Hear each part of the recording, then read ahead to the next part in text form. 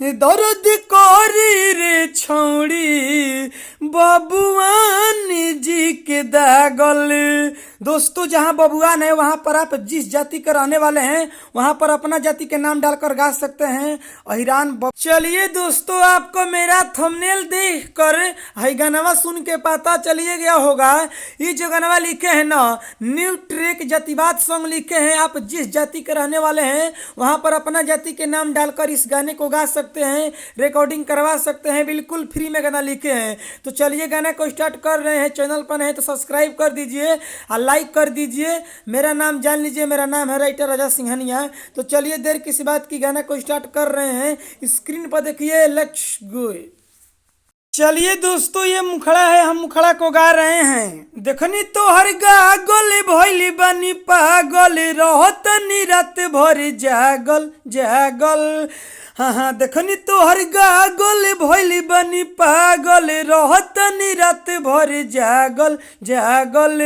दर्द करी रे छौड़ी बबुआन जी के दागल।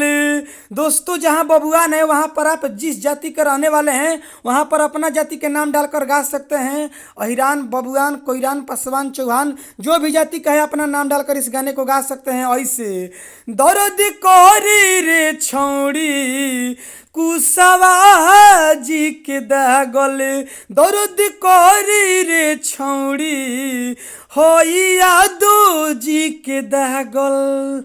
चलिए दोस्तों, ये पहिलका अंतरा है, पहिलका अंतरा को गा रहे हैं। तोपे वाला चीजवा जी ऐसे देखबू तो बुढ़वो के नियत खराब हो जाई, बच के रह कुशवाहा जी से बूची तोहरो जवानी जियन हो जाई।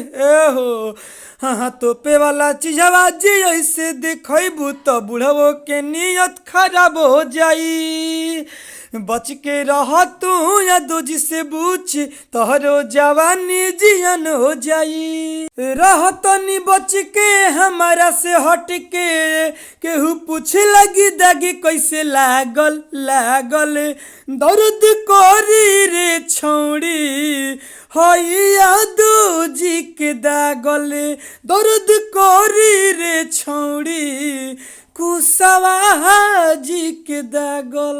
चलिए दोस्तों, ये दूसरा का अंतरा है, दूसरा का अंतरा को गा रहे हैं। होई रंगा बाजी करी ले मिथुन के लौना तू हलका में, कोनो यार तोहर हमके न बोली मार दे हम 6 गोली खलका में।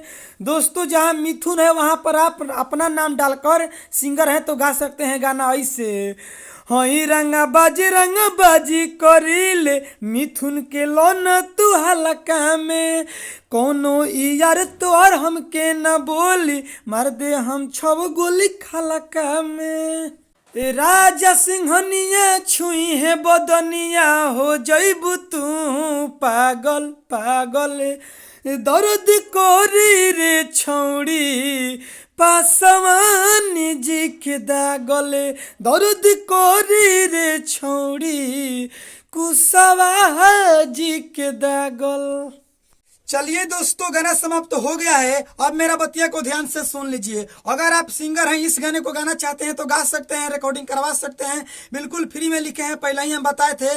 लेकिन अगर इस गाने को गा रहे हैं तो इसमें मेरा नाम डाल दीजिएगा गीतकार में, राइटर राजा सिंघानिया। इस गाने को गा सकते हैं। बहुत सारे सिंगर क्या करते हैं कि नाम नहीं डालते हैं, तो भाई ऐसा मत करिए, किसी का क्रेडिट आप मत लीजिए। अगर आप सिंगर हैं, मेरा लिखा हुआ गाना गा रहे हैं तो उसमें मेरा नाम डाल दीजिए। इस गाने को गा सकते हैं, रिकॉर्डिंग करवा सकते हैं, कोई दिक्कत नहीं है। चलिए विशेष नहीं बोलेंगे।